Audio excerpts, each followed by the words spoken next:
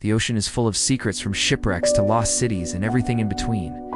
But sometimes uncovering these hidden treasures can be difficult, if not impossible. That's where sonar comes in. This technology uses sound waves to map out the ocean floor, and it's helping scientists discover all kinds of amazing things. In some cases, it's even helping them rewrite history.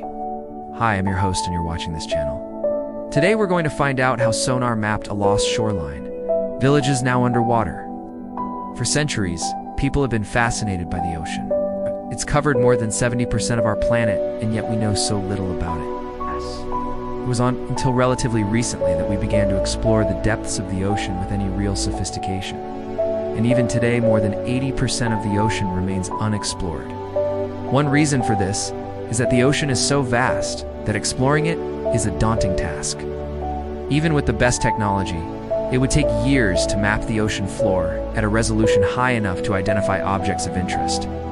Another reason is that the ocean is so deep in places that exploration is simply impossible. The deepest part of the ocean is the Mariana Trench, which is nearly 11 kilometers deep. No human can survive that deep, and no technology currently exists that can explore it. This is where sonar comes in. Sonar stands for sound navigation and ranging. It works by sending out sound waves at various frequencies into the water and measuring how long it takes for them to come back. By doing so, scientists can map the ocean floor and identify objects on or near it. Sonar has been used to map the ocean floor, detect submarines, assist in navigation, and find shipwrecks. Sonar is a powerful tool that helps us learn more about the ocean than ever before. Sonar systems consist of three basic components: a transducer, a signal processor, and a display. The transducer converts electrical signals into sound waves and sends them into the water. The signal processor measures the time it takes for the sound waves to come back and calculates the distance to an object.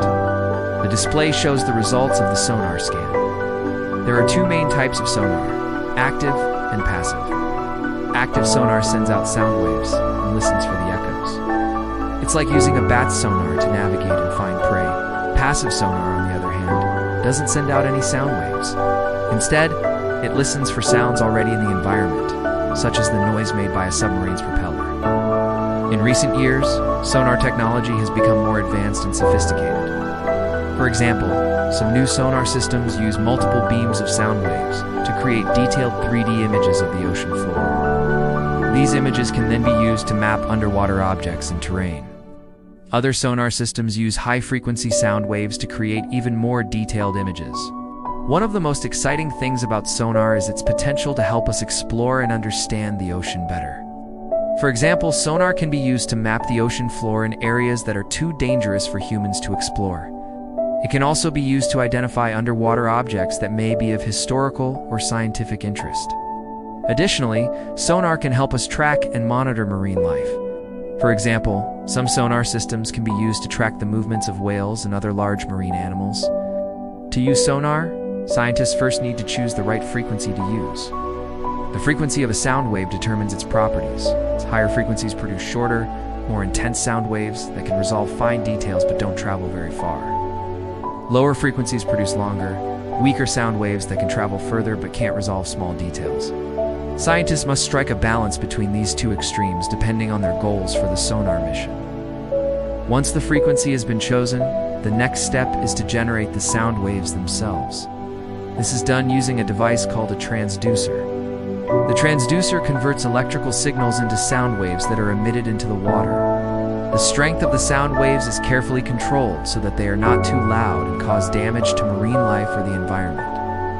After the sound waves are generated, they travel through the water and eventually hit an object. When this happens, some of the sound waves are reflected back towards the transducer, while others are absorbed or scattered by the object. The reflected sound waves are then picked up by the transducer and sent to a computer for processing. The computer uses the time it takes for the sound waves to come back to calculate the distance to the object. This is done using the known speed of sound in water. Once the distance is calculated, it is converted into a visual image that can be interpreted by humans.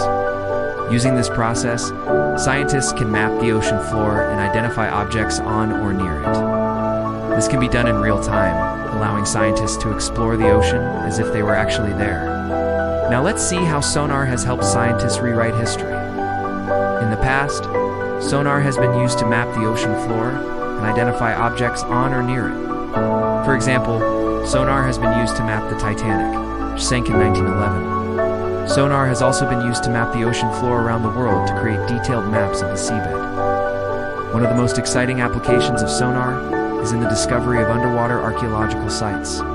Sonar has been used to map ancient shipwrecks, sunken cities, and other sites of historical interest. For example, sonar has been used to map the ruins of the ancient city of Petri in Greece. The city was built around 5000 BC and sank into the Mediterranean.